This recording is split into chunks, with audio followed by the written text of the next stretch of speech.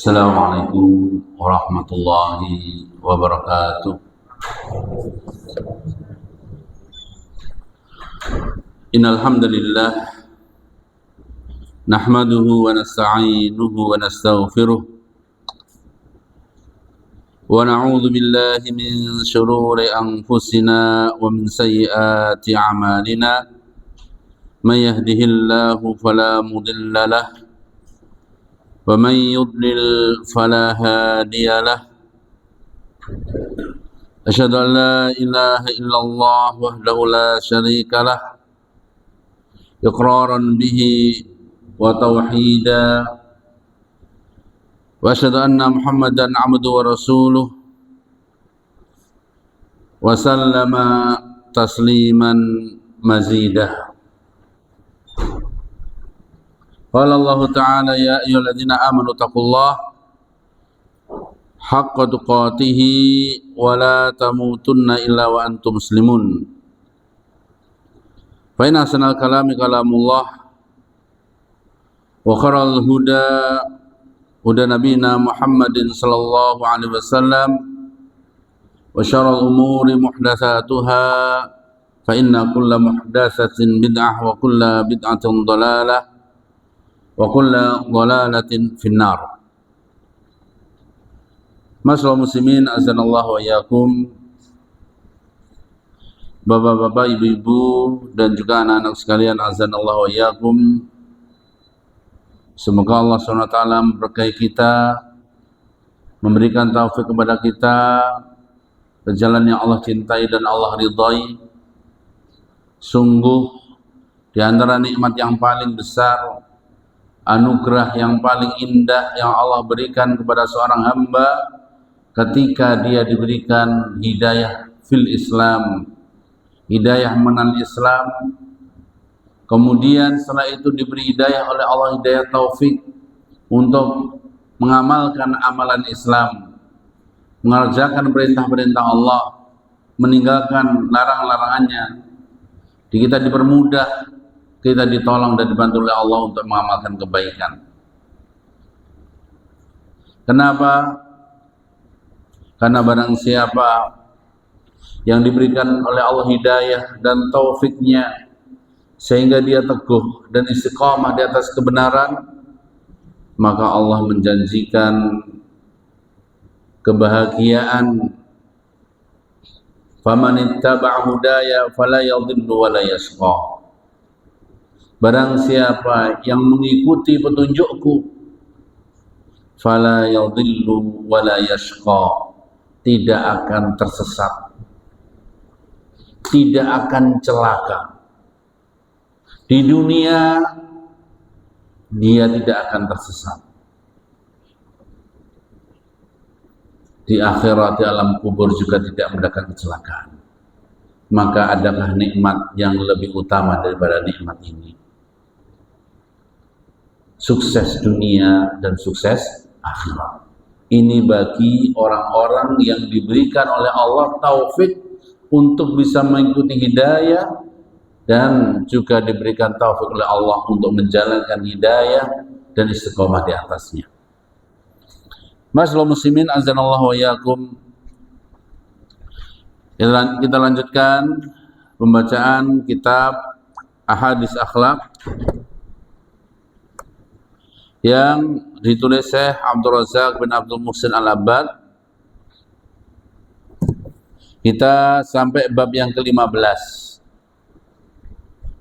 Bab la taghdab, jangan marah. Kalau yang kemarin berkaitan dengan minta maaf, berkaitan dengan memaafkan, maka malam ini kita membahas berkaitan dengan marah. Sungguh perlu kita ketahui, agama kita yang kita cintai ini mengajarkan kepada kita nasihat-nasihat, mengajarkan sifat-sifat perilaku budi pekerti yang sempurna, yang baik, yang barang siapa yang berpegang teguh dengan budi pekerti ini, maka dia akan menjadi orang yang sukses dunia dan sukses akhirat. Dan di antaranya adalah menahan marah. Ada banyak hadis yang berkaitan dengan hal ini. Yang pertama, hadis yang diriwayatkan oleh Abu Hurairah radhiyallahu anhu. Ini dalam Arba'un Nawawi disebutkan, salah anak-anak sudah hafal ya. Dari sahabat Abu Hurairah radhiyallahu anhu, anna rajulan qala lin nabi. Ada seorang laki-laki, dia menemui Rasulullah SAW dengan mengatakan, usini du Rasulullah, panjenengan tolong saya diberi nasihat, diberi wasiat. Qala la taghdab, maka pesannya Rasulullah, jangan marah. Kemudian tanya lagi, ya Rasulullah, berilah aku wasiat. Diulangi lagi, jangan marah. Faraddadahu miraran, sampai diulang-ulang, pesannya cuma satu. Diulang-ulang, pesannya cuma satu, jangan marah.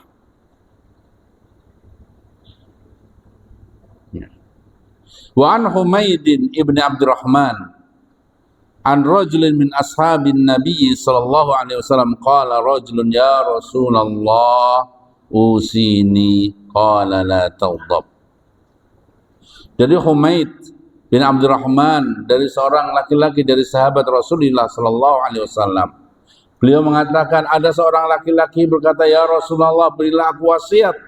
Maka Rasulullah mengatakan, la taghdab, jangan marah.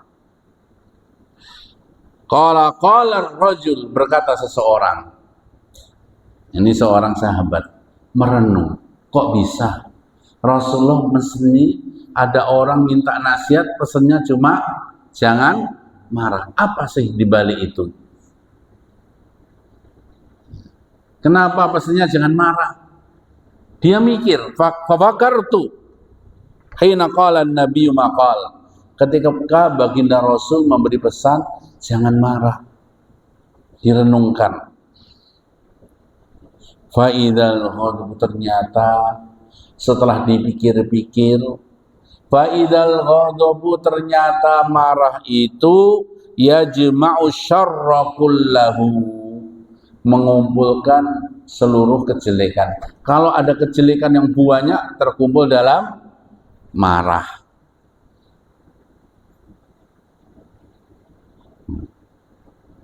Di sini marah, dan marah ini ya ada dua. Marah itu ada dua. Marah ya, yang pertama adalah, tapi ini semuanya harus tetap dikendalikan. Marah karena mempertahankan ego, atau marah karena disakiti. Ini masalah pribadi. Yang nomor dua adalah marah yang berkaitan dengan syariat Islam, yang dilecehkan, yang dihina dan direndahkan. Maka disebutkan Rasulullah SAW tidak pernah marah karena masalah pribadi. Adapun ketika syariat yang mulia direndahkan, dihinakan, maka Rasulullah marah. Marah yang pertama karena pribadi, ini yang kita bahas saat ini. Adapun kalau marah masalah syariat, syariat Allah dihina, Allah direndahkan, syariat dihina, syariat direndahkan, orang menyepelekan syariat-syariat Allah, maka ini wajib. Kita harus marah.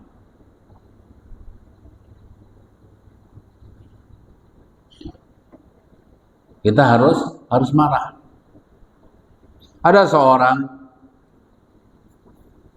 yang satu kali makan, Dilihat oleh baginda Rasul, makan dengan tangan kiri. Makan dengan tangan kiri. Maka Rasul mengatakan kul biyaminik, makan tangan kanan. Tetap aja makan tangan kiri. Tulangi, tetap makan tangan kiri. Dan dia jawab, ya la astati, aku nggak bisa makan tangan kanan. Iso aku makan tangan kiwa. Ucapan itu ucapan bantah, bukan ucapan memang betul-betul tidak mampu. Aku iso aku tangan kiwa ini. Maka Rasul mengatakan lan tastati'a abadan. Semoga nggak bisa ngangkat selamanya. Memang betul akhirnya tangan kanannya lumpuh. Ini kenapa? Karena syariat Allah diinjak-injak. Ketika ada perintah, ada sunnah, dibantah, sombong, maka kita boleh marah. Tapi semuanya marahnya harus marah yang terkendali. Baik. Pembahasan kita adalah marah yang berkaitan dengan pribadi, yang umumnya terjadi di masyarakat, umumnya terjadi dalam pergaulan kita, iya kan? Kalau santri, apa biasanya? Tiba-tiba apa diperlakukan tidak mengenakan, akhirnya marah.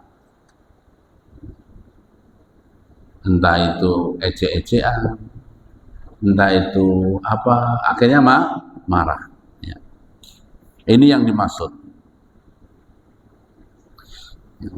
Ya. Di pembahasan kita adalah masalah yang berkaitan dengan pribadi. Sesungguhnya sifat marah, gitu ya, itu membuahkan banyak keburukan, mulai dari sikap, tutur kata, yang mana itu akan mendatangkan penyesalan. Ulama salaf mengatakan al-ghadabu awwaluha junun wa nihayatuha nadam. Marah itu, kalau marahnya memuncak, maka akan menjadikan dia seperti orang gila. Ada orang temannya marah, ngamuk kayak orang gila. Pernah lihat? Nggak terkontrol. Wes, diamuk semuanya. Nah, itu marah. Orang yang tidak mengendalikan marah. Awwaluha junun wa akhiruha nadam. Nanti akhirnya nyesal. Marah, semuanya dilempar, semuanya dipukul. Setelah sadar, hilang marahnya, tadi kenapa saya melakukan ini dan itu. Itu sering terjadi, ya. Baik.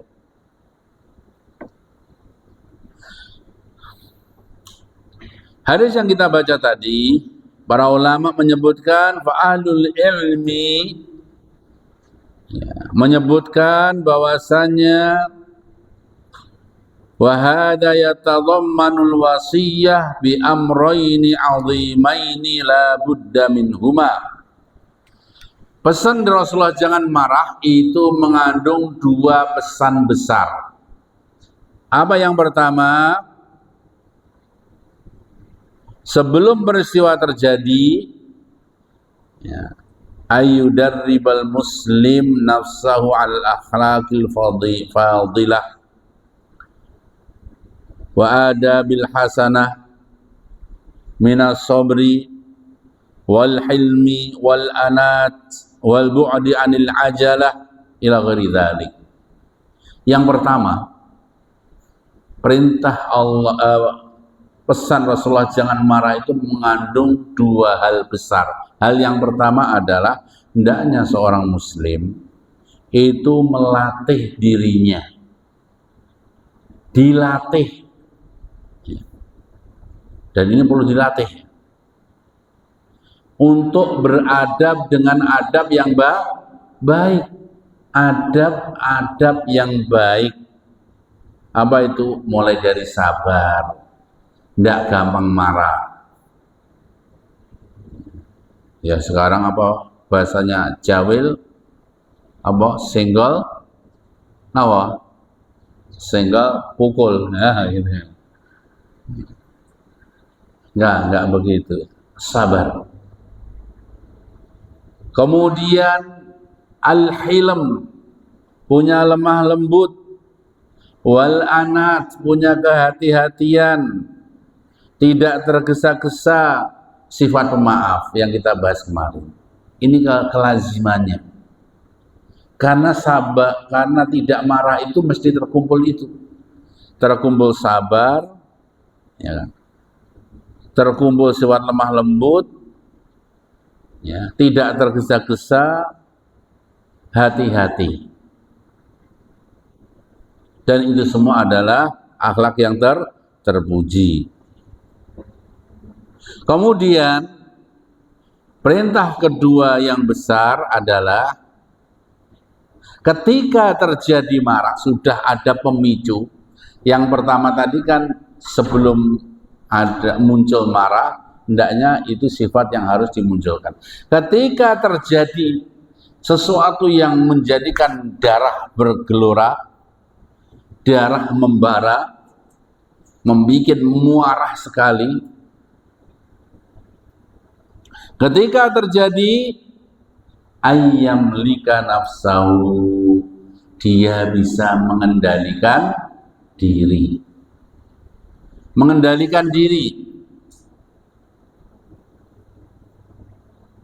Ya. Mengendalikan diri ini penting. Mengendalikan diri.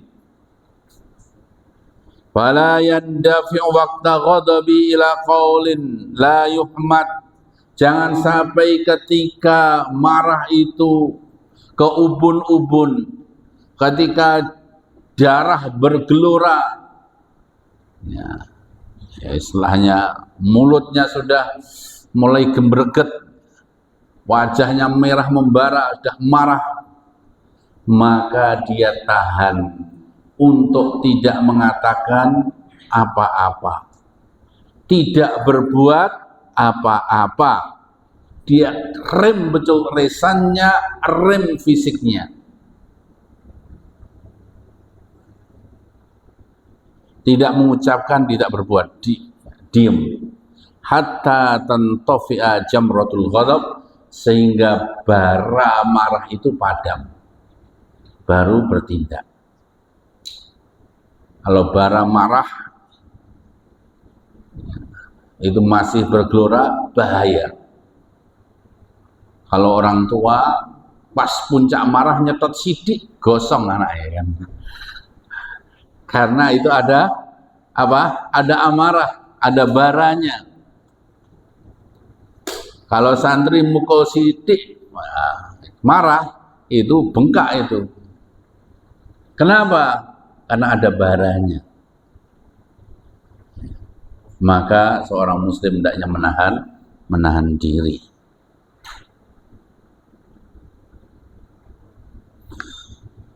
Kemudian Ibnu Rajab Al-Hambali mengatakan,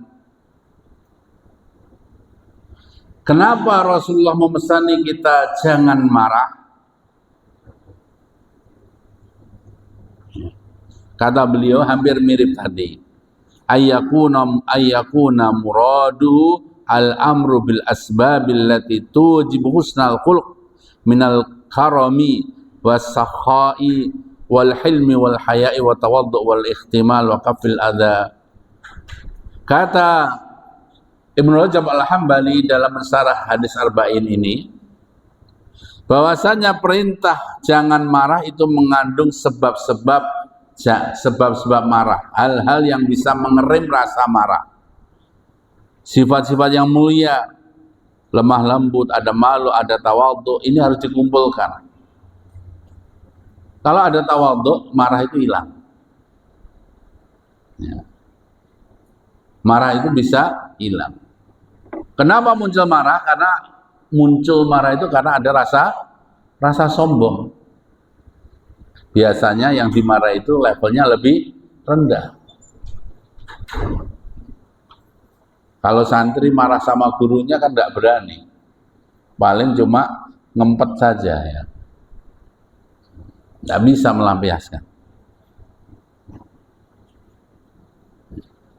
Maka dibutuhkan tawadhu, menahan diri, berlapang dada, memaafkan, ya, dan sebagainya. Ikhwani fiddin, azanallahu iyyakum. Karena itulah Allah menyebutkan, ya, bahwa rasa marah itu kalau bisa dikendalikan maka luar biasa. Nabi Musa itu pernah marah juga. Marah apa? Kenapa marahnya? Ya. Marah ketika ditinggal, kaumnya ditinggal 40 hari untuk menghadap Allah, kaumnya malah menyembah siapa? Menyembah sapi.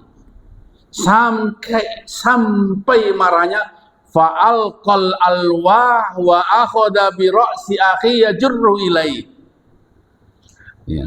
Saking marahnya Nabi Musa, kitab Taurat itu dibanting. Kemudian dipegang jenggotnya adiknya yajurru ilai. Saking marahnya. Apa kafir ya? Karena ya syariat Allah ini kok jadi, ini sudah dakwah lama-lama mendakwahkan tauhid, kok tiba-tiba mereka syirik semua nyembah anak sapi. Gimana ini? Yang dimarahi siapa? Adiknya yang diamanai untuk menjaga. Ya. Pegang apa? Jenggotnya. Tapi Allah sebutkan walamma sakata amusal ghadaba akhadhal alwah. Tatkala marahnya Musa reda, diambil itu apa? Kitabnya, kitab Taurat, akhadhal alwah. Wa fi nuskhati huda wa rahmah. Ternyata di situ ada petunjuk, ada kasih sayang. Sifat marah walaupun kadang bisa kadang melampaui batas. Marah, ya. Tadi ada yang boleh tapi tetap harus, makanya kita katakan tadi marah ada dua, marah dalam masalah urusan pribadi, marah dalam urusan syariat. Tapi dua-duanya harus tetap terkendali. Boleh marah, tapi semuanya harus bisa dikendalikan. Jangan sampai juga sampai marah, Qur'annya dibanting. Ya, Ustadz ngajari santrinya susah hafal, akhirnya dibanting Qur'annya. Nggak boleh. Atau santri udah diingatkan terus kok panggah ngeyel terus. Atau kita sesama teman kadang diingatkan, suruh gitu, akhirnya malah bikin marah. Kadang seperti itu. Tetap marah harus terkendali.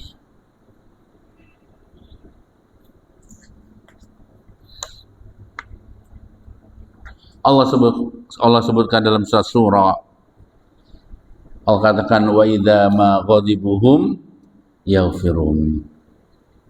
Orang-orang itu kalau dia marah, ya, marah itu sifatnya manusia. Selalu datang. Siapapun dia, sesoleh apapun, mesti ada sesuatu yang menyakitkan, yang dia harus menahan diri. Maka wa idza ma ghadibuhum yaghfirun. Orang-orang yang baik, mereka adalah ketika ada rasa malah istighfar. Maka di sini kita baca beberapa obat supaya bisa mengendalikan marah. Yang pertama, ketika marah hendaknya dia istighfar. Istighfar. Melaksanakan firman Allah wa idza ma ghadibuhum yaghfirun. Dia istighfar.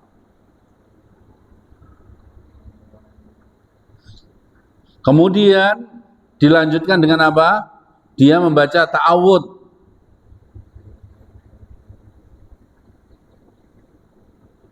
Membaca ta'awudz sebagaimana dalam hadis Bukhari dan Muslim dari Sulaiman bin Sardin radhiyallahu anhu qala istabba rajulani 'inda Nabi sallallahu alaihi wasallam.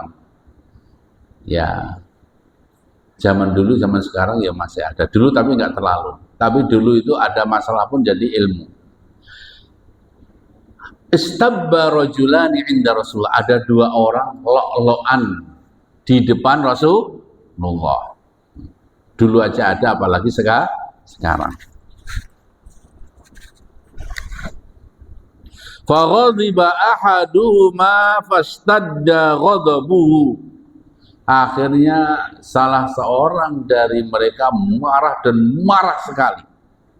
Hatta intafakha wajhuhu wa taghayyar. Sehingga sampai menghitam, merah dan berubah wajahnya. Biasa, kadang ini perlu juga kita menjaga. Kadang kita kerja bakti, kadang sambil lok-lokan. Kan itu biasa ya. Untuk guyon, tapi guyon yang kebablasan. Guyon yang berlebih-lebihan.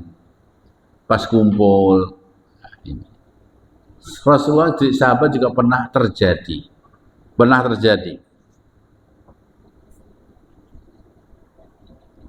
Ya. Sehingga sampai wajahnya memerah. Faqala an-nabiy sallallahu alaihi wasallam. Rasulullah mengajari, "Inni la'alamu kalimatan law qalaha la dhahaba 'anhu alladhi yajid." Sesungguhnya aku tahu satu kalimat, jika diucapkan akan hilang apa yang ada pada dirinya. Bang talaqa ilaihi rajulu fa ahbarahu. Kan ada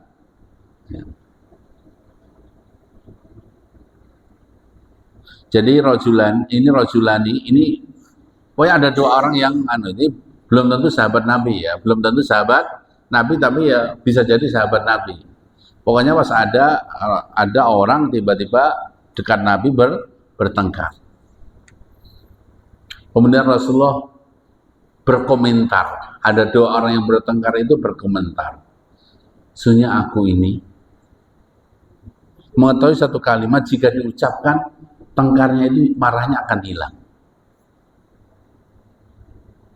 Fantaqlaqa ilaihi rajul fa ahbarahu biqauli Nabi. Akhirnya kan ada orang dua tadi bertengkar. Kan ada sahabat Nabi. Akhirnya sahabat Nabi yang mendengar sabda Rasulullah itu langsung nemui yang marah tadi. Kemudian menceritakan bahwasanya Rasulullah mengajari jika seorang marah ada satu kalimat jika diucapkan akan hilang. Wa qala ta'awwadu billahi minasyaitonir rajim. Berlindunglah kamu dari syaitan rajim. Jadi karena marah itu nazhah minasyaitan. Marah itu ada dari syaitan. Disampaikan, saya dengar loh tadi Nabi bilang, kalau kamu marah ucapkan a'udzubillahi minasyaitonir rajim. Qala, berkata orang ini masih karena masih emosi. Coba orang emosi itu seperti itu. Diberitahu kita apa katanya? Atarobi baksun, apakah aku kena memang aku kesurupan? Aman au majnunun anak, apa aku gila kok disuruh tawud?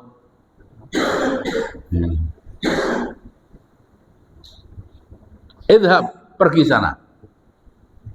Orang yang mau ngasih nasihat apa? Diusir. Padahal itu dari siapa? Baginda Rasul. Memang aku kenapa? Atau Robi Baksun, aku memang sakit apa? Memang aku kesurupan, aku gila. Sana pergi. Wong diberitahu suruh Rasulullah menceritakan seperti itu malah diusir. Ini ketika marah menguasai seorang. Ini bahayanya marah. Qala an-Nawawi fihi annal ghadaba fi ghairi Allah ta'ala min nas'i syaitan. Imam Nawawi menyebutkan dia marah bukan marah karena urusan Allah lah ya, bukan marah ketika syariat Allah dilanggar, itu adalah naz'un ya, godaan syaitan. Dan tidaknya sepatutnya seorang yang digoda oleh syaitan untuk ta'awud. Dengan ta'awud itu akan hilang marahnya. Walaupun kadang suruh ta'awud malah tambah marah, ya syaitan tidak terima kan gitu. Iya kayak orang itu tadi disuruh ta'awud apa bilangnya? Memang aku kenapa? Aku gila memang kok suruh bismillah. Suruh ta'awud ya. Syekh mengatakan, ada pun orang yang ketika diberitahu perkataan Rasulullah, beliau ada kalamun ma lam yafqah fi dinillahi ta'ala. Ini orang yang enggak ngerti. Wong Rasulullah ngajari kok malah ditolak. Dan tidak mau mengambil daripada cahaya syariat.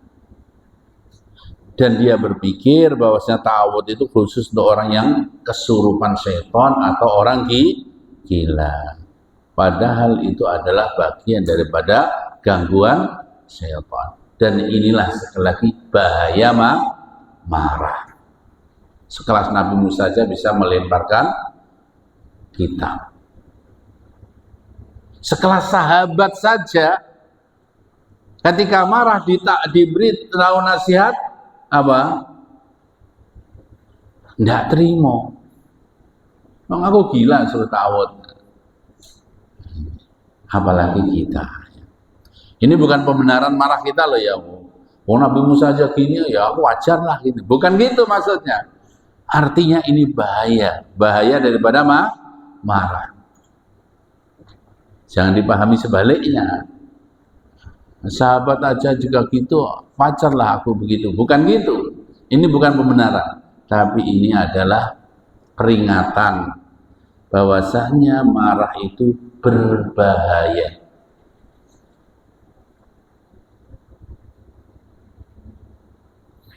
Nah, karena saking bahayanya Rasulullah menasihati diulang-ulang, la taghdab, la taghdab, la taghdab. Kemudian di antara obat penghilang marah juga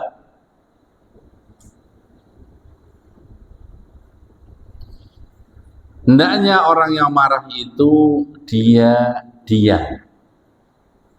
Jadi kalau jenengan punya istri, kita bikin marah kemudian diam, nah ini istri yang baik, istri yang solehah. Ya. Kalau lagi pas marah malah diem, meneng. Nah ini istri yang baik. Termasuk juga ibu-ibu kalau suaminya lagi marah diem, itu tanda suami yang baik. Jadi malah ngomong bukan dipancing suruh ngomong. Ya. Kalau marah itu memang Rasulullah menganjurkan diam. Rasulullah bersabda dalam hadis yang diriwayatkan oleh Imam Ahmad dan Imam Bukhari dalam Adabul Mufrad, ya, dari Ibnu Abbas radhiyallahu anhu anna Nabiyya sallallahu alaihi wasallam qala idza ghadiba ahadukum falyaskut. Jika salah seorang kalian marah, diam. Kemarin kita karena pernah menceritakan ya bagaimana sahabat Ali bin Abi Thalib bertengkar dengan istrinya Fatimah, ya kan?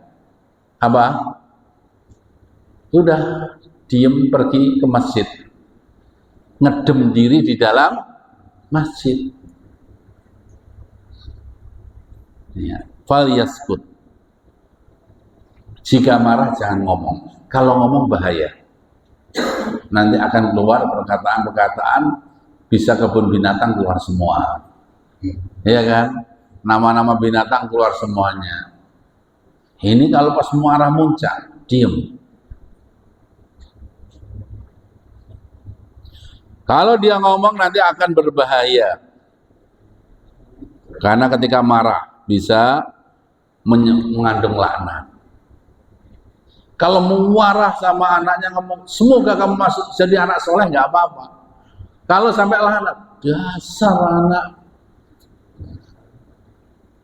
Ya, apa anak sampai kena laknat anaknya sengsara seumur hidup, apalagi orang tua.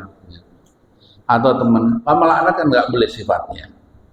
Akan mungkin bisa melaknat, mencela, menyakiti, atau membalas yang lebih, membalas yang lebih. Maka kata Rasulullah, jika bara marah itu ada dari kita, diem. Tadi yang pertama apa? Istighfar. Kemudian kedua ta'awud. Kemudian diem. Ya, maksudnya diem itu jangan balas, jangan dilanjutkan. Astagfirullah, astagfirullah. Itu bagian dari diem ya. Astagfirullah, istighfar, a'udzubillahi minasyaitonir rajim. Nah, diem.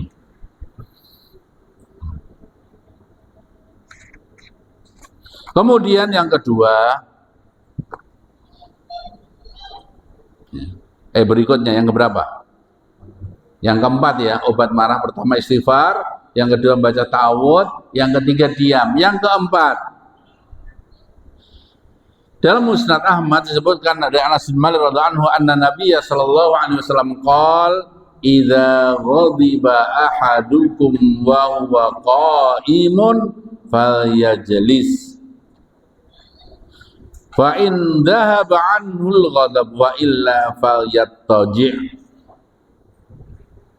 Kata baginda Rasul dari sahabat Anas bin Malik, jika salah seorang kalian marah, posisinya berdiri, duduk. Jangan duduk, lek marah duduk, mengantuk, tambah nemen. Kalau berdiri tangannya tambah walang krek, ya itu tambah bahaya ini. Kalau posisi berdiri, duduk, langsung, wah mau marah langsung duduk. Duduk. Fa'inda ba'anhul ghadab. Jika turun ya sudah, marahnya sudah mereda, merenung, dia merenung, astagfirullahaladzim, istighfar, melanjutkan itu. Nah, ya udah. Wa illa falyattaji. Kalau duduk juga masih gemetar marah, geletak, tiduran. Maksudnya apa? Biar tidak berlanjut dengan perbuatan fisik. Ada dua, lisan ditahan, fisik diredam. Ya. Jadi kan sudah diistighfari, ya, sudah dita'awuti, sudah didiami, masih duduk. Kok masih membara? Berbaring.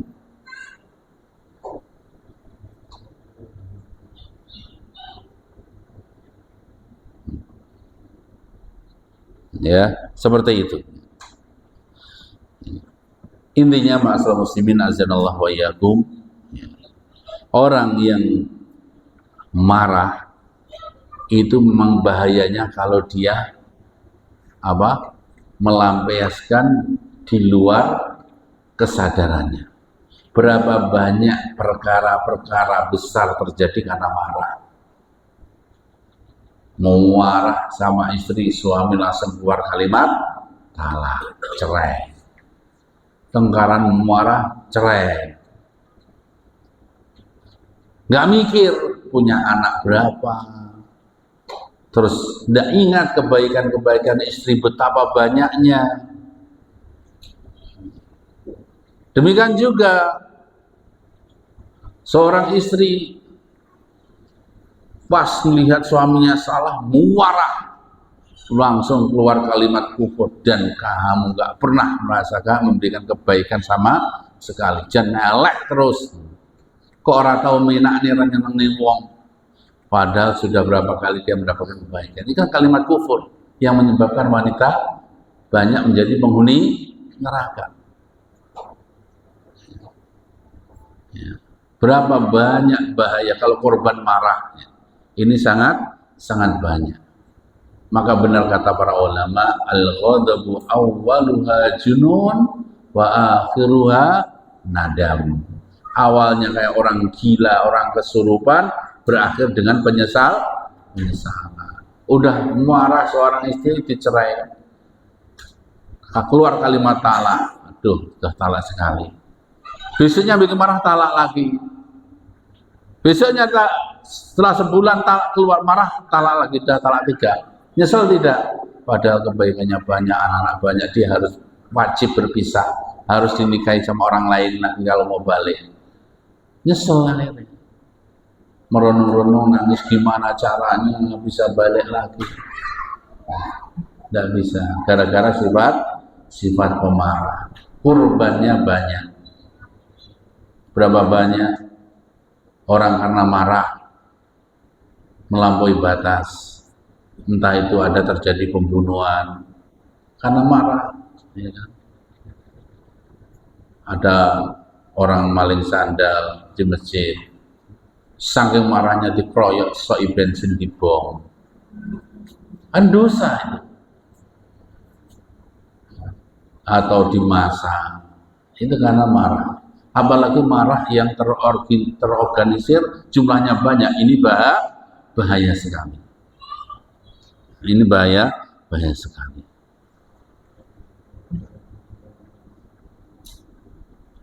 Kesimpulannya kata Syekh, annal ghadbani halal ghadab, seorang yang marah dan posisi marah, dia tidak boleh berbuat apa-apa, baik ucapan maupun perbuatan.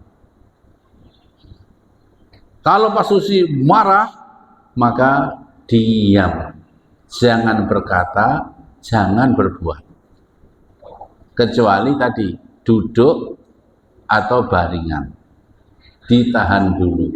Allah mengatakan, barang siapa yang dia bisa menahan marah, padahal mampu untuk melampiaskan marahnya, maka dia akan masuk surga dan suruh milih bidadari yang dia kehendaki. Nah, monggo azan dulu. Silakan yang muadzin. Ya, azan, silakan yang azan. Azan kan?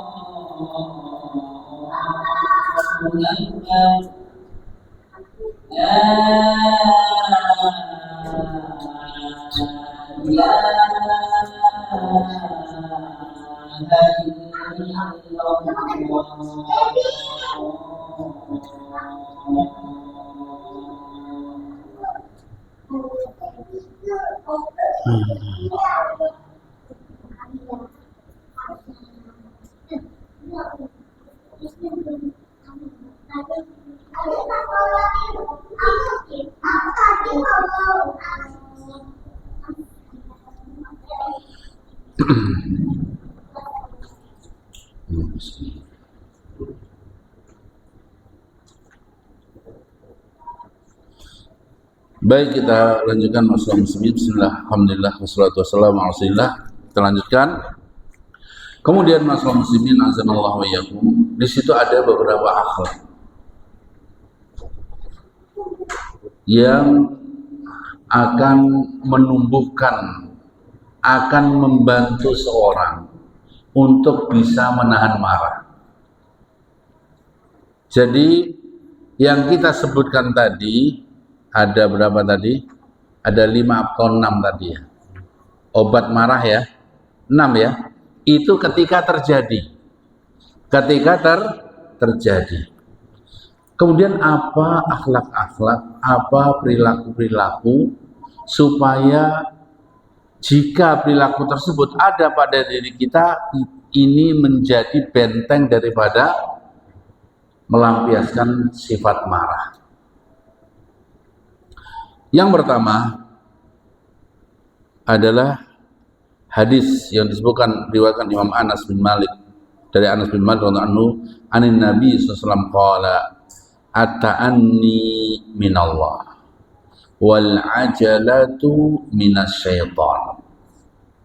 Sifat pertama adalah hati-hati.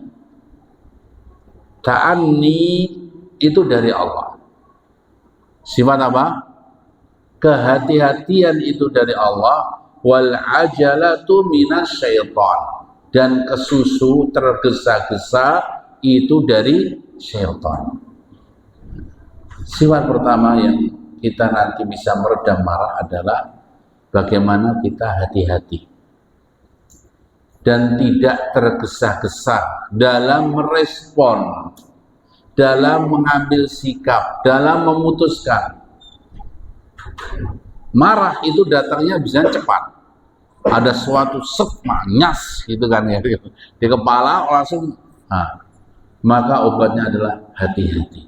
Jangan tergesa-gesa menyimpulkan apa yang kita dengar, merespon apa yang kita lihat.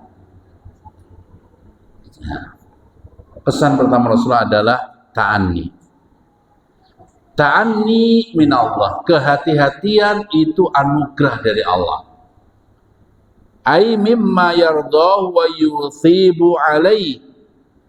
Maksudnya kehatian itu artinya sebuah sifat yang diridhai oleh Allah dan diganjar. Wal ajalatu minasyaitan ay wal hasilu alai biwaswasati. Namanya tergesa-gesa dari syaitan, artinya dia bisikan syaitan. Langsung itu kesusu, itu bisikan dari syaitan. Karena biasanya kita marah itu kan mendengarkan sesuatu informasi atau melihat suatu peristiwa. Betul ya? Karena kita mendengar atau kita melihat atau membaca, itu akhirnya muncul respon sikap ya. Kalau itu menyakitkan, mengganggu kita, maka muncul marah ya, muncul rasa marah. Dan marah itu biasanya cepat datangnya. Dan lawannya adalah ta'ani. Lawannya adalah hati. Orang tergesa-gesa, dia tidak tasabut. Orang tergesa-gesa biasanya tidak mikir panjang, tidak memastikan kebenaran informasi. Akhirnya keliru. Wadung diputuskan keliru. Wadung ngamuk, bakno salah. Berapa sering wadung marah ternyata dia yang diamuk bukan itu. Ada yang kadang dikira suaminya selingkuh, di belakang kadang digobok, ternyata suaminya orang, bukan suaminya. Gitu. Wadang dimarahi ternyata bukan. Itu karena sifat ajalah, tergesa-gesa, tidak tasabut. Dan ini banyak peristiwa ini karena peristiwa marah akhirnya mendatangkan penyesalan adalah gara-gara sifat tergesa-gesa dan tidak menimbang, baik memastikan informasi maupun memikirkan akibat daripada ketika dia melakukan sesuatu.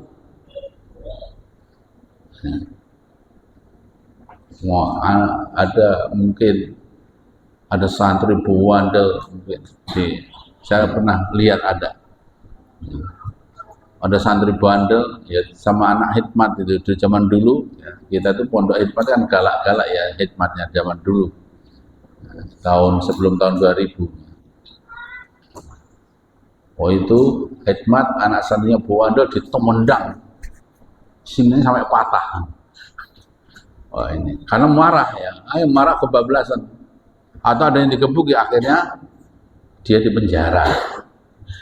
Akhirnya anak hikmat tersebut, orang tua tidak terima, dituntut penjara. Yang terjadi adalah penyesalan. Berapa banyak sekarang nih ada akhirnya di penjara. Yang terakhir kasus apa itu? Ya itu ya, karena al-ajalah. 6. Maka sifat al-anat ahlun nadhar fil awaqib wal ma'alat.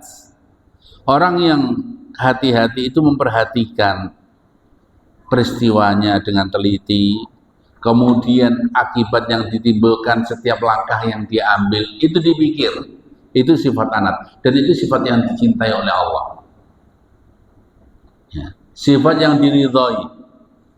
Melangkah, dipikir, diperhatikan, mulai dari informasi sudah benar atau betul yang masuk pada dirinya sehingga dia harus bersikap apa, ketika setelah itu apa yang langkah yang harus diambil, ini berbahaya atau tidak, maka itulah sifat anak. Dan ini peredam daripada marah, obat marah. Berikutnya obat yang lain. Wa an Abdullah ibni Sirjis radhiyallahu anhu anna Nabiya sallallahu alaihi wasallam qala as-samtul hasanu wa tu'adatu wal iqtisadu juz'un min arba'ina wa ishrina juz'an minan nubuwah.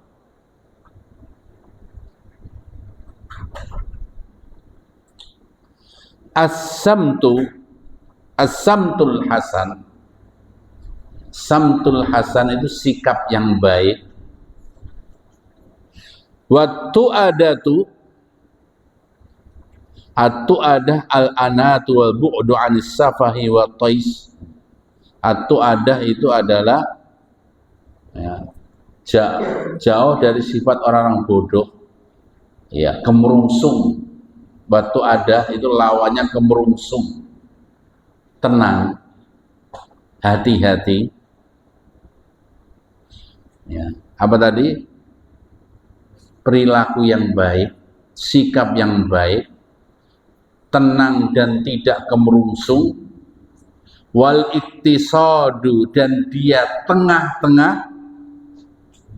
Kata Rasulullah, juz'un bagian min arba'ah wa isrina juz'an minan nubuwah, dari 24% kenabian.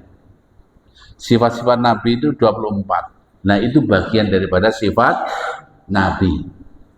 Kok ada orang yang punya apa? As-samtul hasan, sikap yang baik, orangnya tenang, tidak kemerungsung. Kalau bersikap dia tengah-tengah, tidak berlebih-lebihan, tidak juga berleha-leha.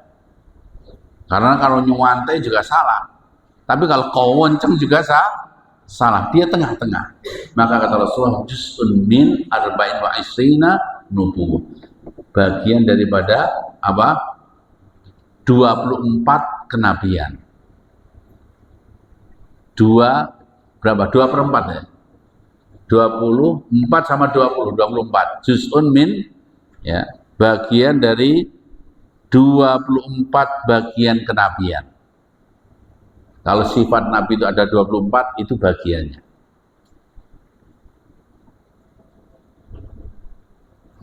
Kata Syekh, anna hadhil awsaf al-'azimah wal khilal al-karimah min syama'ilin nubuwah. Sifat yang disebutkan tadi itu ciri-ciri Nabi. Jadi Nabi itu punya 24 ciri, punya 24 akhlak. Nah, 3 itu bagiannya. 3 itu bagian ciri-ciri Nabi. Semakin mendekati ciri Nabi, maka orang itu semakin spesial, semakin hebat. Nah, itu maksudnya.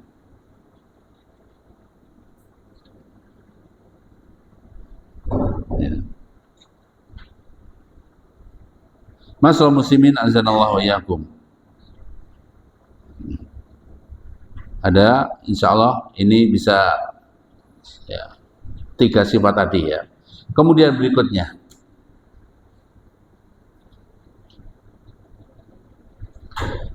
di antara sifat yang itu bisa membentengi, ya, membentengi dari sifat pemarah adalah ar-rifqu, punya sifat lemah lembut. Yaitu masih ada gandengannya dengan apa tadi? Tenang dan tidak tergesa-gesa tadi. Lemah lembut. Dan ini kita akan baca beberapa hadis yang disebutkan oleh Syekh, sifat lemah lembut, ya, yang ini jadi, ya, teladan kita dan supaya kita mencontoh. Suatu kali baginda Rasul, ini hadisnya diriwayatkan Ibunda Aisyah, Rasulullah bersabda, ya, kepada Ibunda Aisyah, ya Aisyah, wahai Aisyah, innallaha rafiqun yuhibbur rifqa. Allah itu lembut, lemah lembut, mencintai kelemah lembutan. Wa yu'ti 'ala rifqi ma lam yu'ti 'alal 'unfi, dan Allah memberikan anugerah lemah lembut yang tidak diberikan oleh orang yang suka marah. Wa ma la yu'ti 'ala ma siwa, dan juga tidak diberikan kepada yang lainnya, lemah lembut.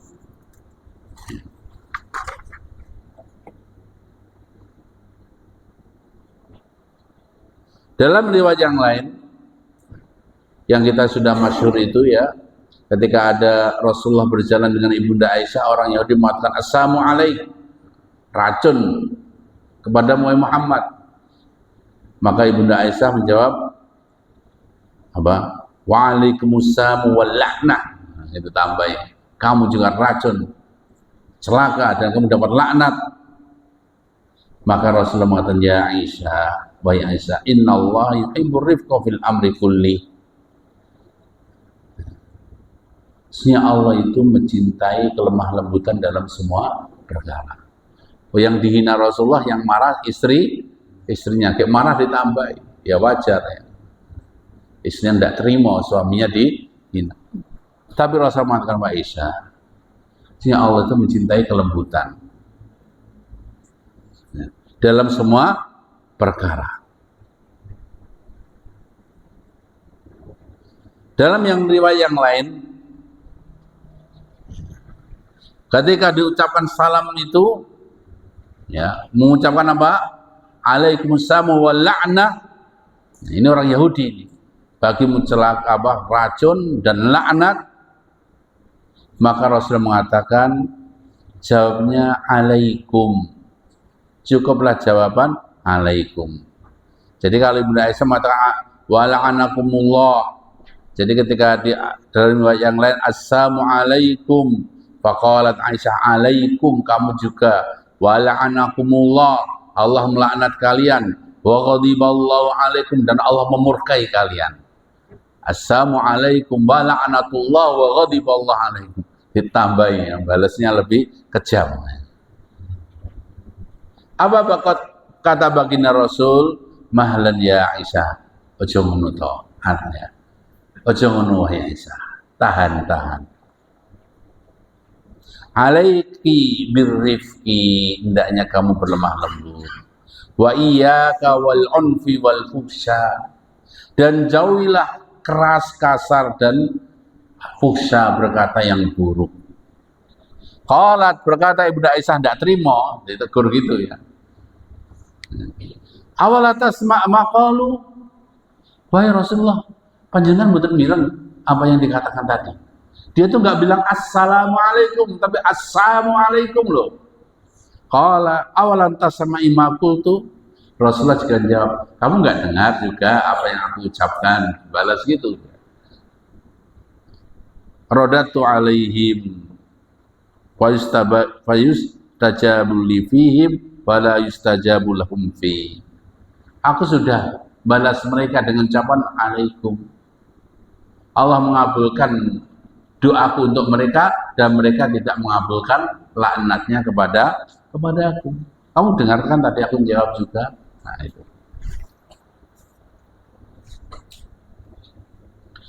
Nah, ini sifat lemah lembut, dan ini perlu digalakkan di dalam rumah tangga. Rasulullah SAW yang mengingatkan Ibunda Aisyah.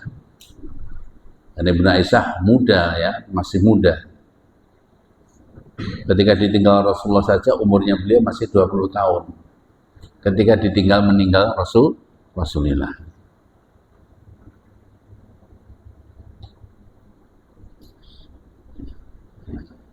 Ini ada sebuah hadis yang lain. Ini dalam berumah tangga.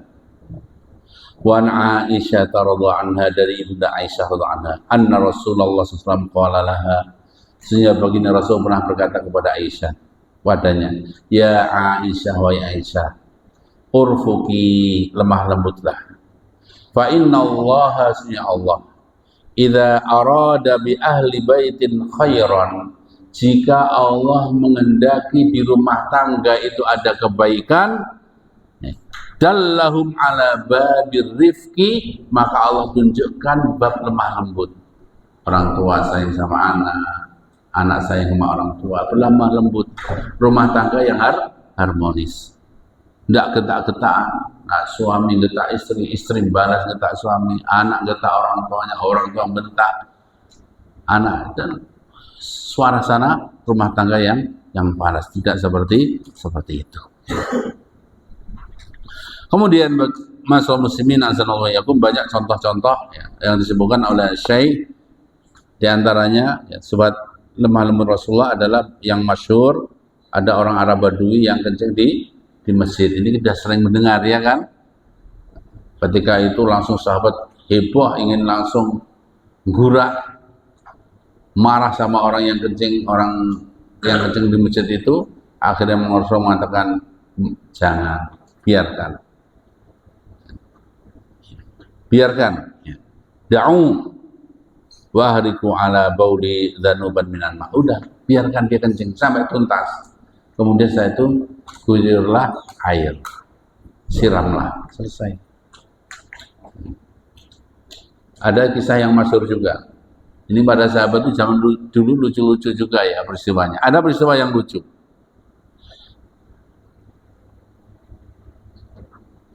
Dari Muawiyah bin Hakam As-Sulami. Ya. Dari Muawiyah al-Hakam As-Sulami. Qala bainama ana usolli ma'a Rasulillah id atasa rajulun minal qaum. Pas kami sholat, tiba-tiba ada yang bersin. Salah satu wahing. Nah dia ini sahabat yarhamakumullah dijawab. Pas salam jawaban yarhamakumullah. Faramani qaum bi absarin, kadang kabeh kuwabe pas salat ini lagi salat ya sahabat zaman dulu awal-awal. Akhirnya semua lihat sopo ki mau sing wae ucapan yarhamakumullah. Dilihat. Padahal lihat. Akhirnya ketika semua melihat ke dia, ya mungkin noleh sopo tadi dicari ya. Yang bilang nggak ada soleh kok bilang yarhamakumullah tadi. Akhirnya dia ngomong, wahai kal ummah, celaka kalian, ibu kalian, nyapa delok-delok. Ini lagi sholat ya. Masa nukum, kenapa kamu lihat aku? Tangduruna ilayya, mereka pada lihat kepada aku. Faja'alu, dan mereka mulai yadribuna bi aidim ala akhdani, mereka nepuk-nepuk bahannya. Maksudnya menengok, aja ngomong, itu lagi sholat gitu maksudnya ya. Mau mendiamkan ya. Mendiamkan Muawiyah bin Hakam tadi. Ya. Suni yarhamakumullah, terus muni nyapa lihat aku. Nah, gitu. Lagi sholat ya. Bubar sholatnya. Akhirnya para sahabat tepuk-tepuk paha, enggak ikut balas ngomong. Karena tahu ngomong itu membatalkan, tepuk-tepuk paha. Maksudnya diem itu.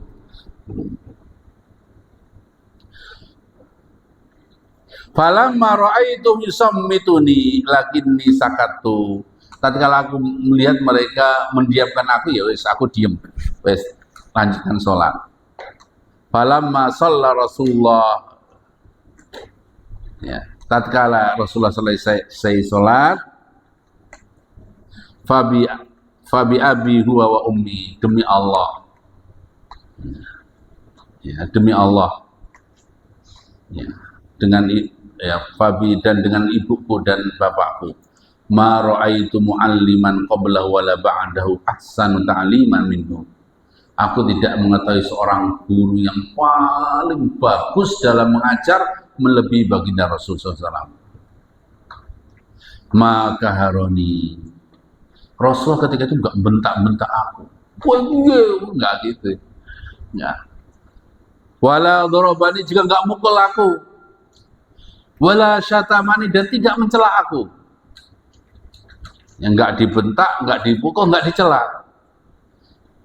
Qala, Rasul mengatakan, inna hadis salat, wahai Muawiyah, salat ini la yasluhu fiha syai'un min kalamin nas, enggak boleh ngomong ya.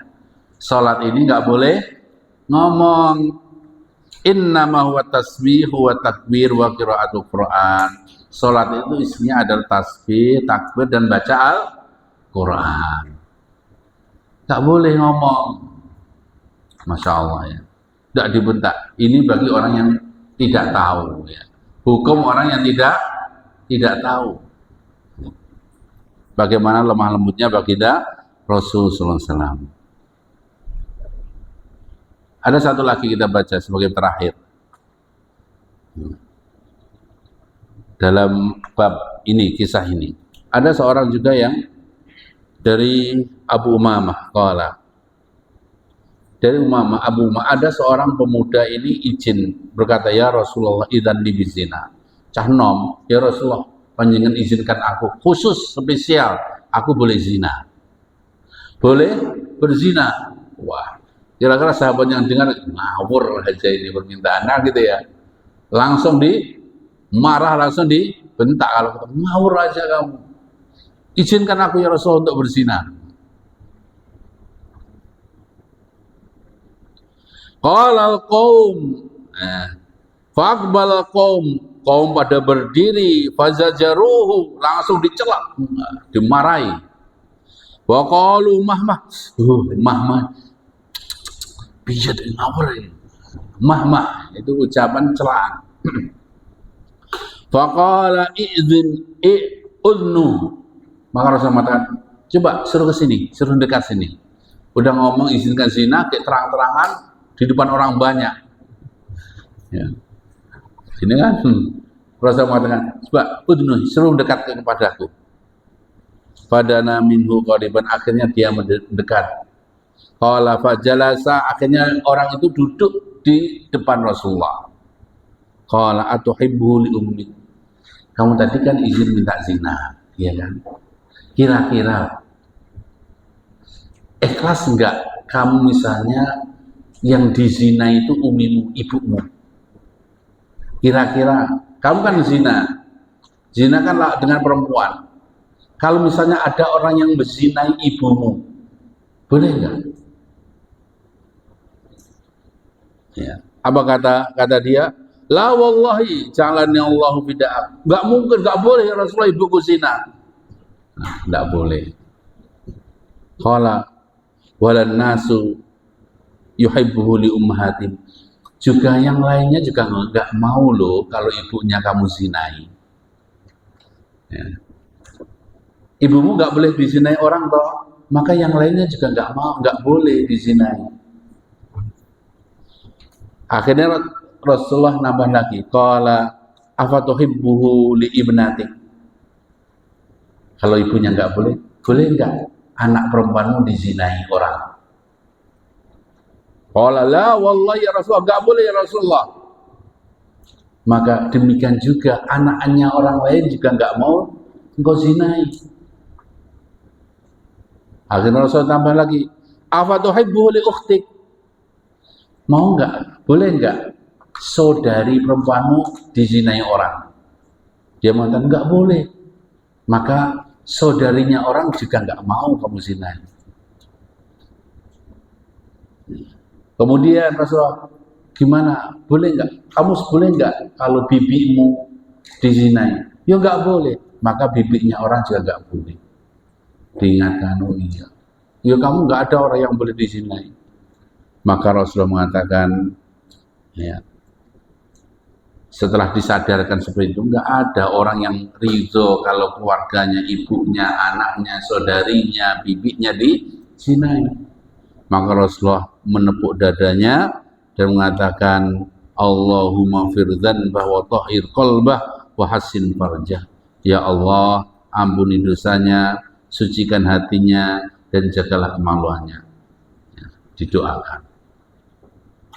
Artinya apa? Tidak langsung dibentak-bentak, tidak langsung dicaci maki. Intinya masalah muslimin azanallahu yakum, sebagai penutup pembahasan ini Ibnu Qayyim mengatakan,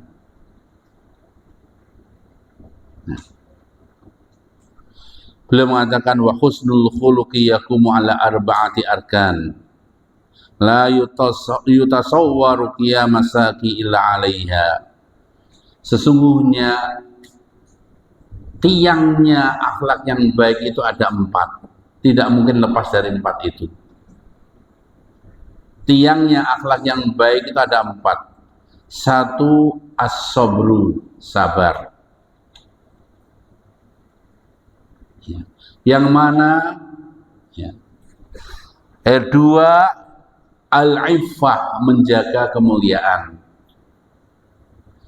3, as-syaja'ah, sifat pemberani. 4, adil. Saya ulangi kata Ibnu Qayyim. Sesungguhnya pondasi apa? Bukan arkan, rukun. Rukun apa? Tiangnya akhlak yang baik itu ada 4.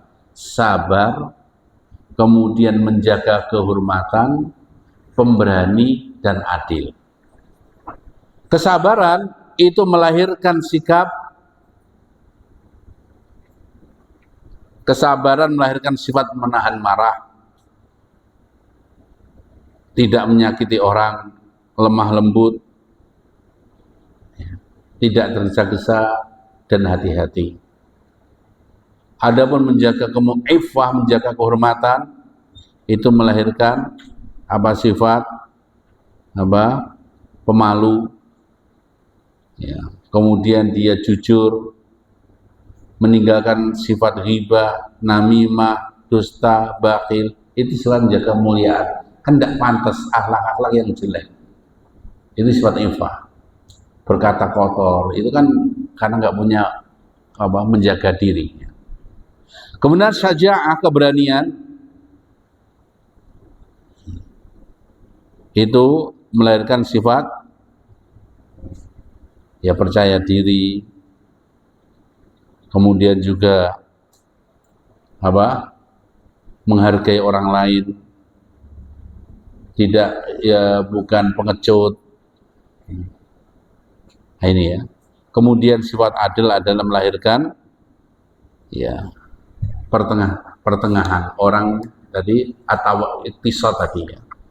Nah, kemudian beliau juga mengatakan dan akhlak yang buruk itu pondasinya juga 4. Rukunnya akhlak buruk itu juga 4. Pertama, al-jahlu, bodoh. Yang kedua, zalim. Yang ketiga, syahwat. Dan yang keempat adalah marah. Ini sumber akhlak buruk.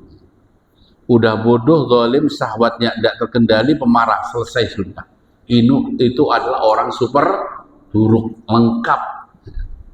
Kalau sudah bodoh, suka zalim, syahwatnya di loss, suka marah, yaitu orang yang terburuk. Karena dari sifat jahal itu banyak sekali nanti keburukan yang muncul. Zalim juga seperti itu, ya namanya sombong, bakhil, pelit, kemudian keras kepala, susah diatur. Akhlak-akhlak yang buruk itu sumbernya dari kezaliman. Kemudian kalau dia suka berkata kotor, bersikap rendah, itu jadi karena syahwat. Kalau dia melampaui batas, menyakiti orang dan lainnya adalah sifat juga karena marah. Maka itu ya. Kunci akhlak yang baik ada 4, kunci akhlak yang buruk ada 4. Laksanakan 4 yang pertama, jauhi 4 yang kedua, maka kita akan menjadi orang yang baik. Wallahu ta'ala a'lam bishawab. Mungkin itu yang kita bisa bahas pada kesempatan kali ini. Semoga Allah SWT melindungi kita dari akhlak-akhlak yang buruk. Allahumma inna na'udzubika min munkaratil akhlaq wa amal wal ahwa. Allahumma ati nufusana taqwaha wa zakkiha anta khairu man zakkaha anta waliyuha wa maulaha. Allahumma hdina li ahsanil akhlaq la yahdi li ahsaniha illa ant. Wasrif anna sayyi'aha la yasrif anna sayyi'aha illa anta. Subhanakallahumma wa bihamdik asyhadu an la ilaha illa anta astaghfiruka wa atubu ilaik. Assalamualaikum warahmatullahi wabarakatuh.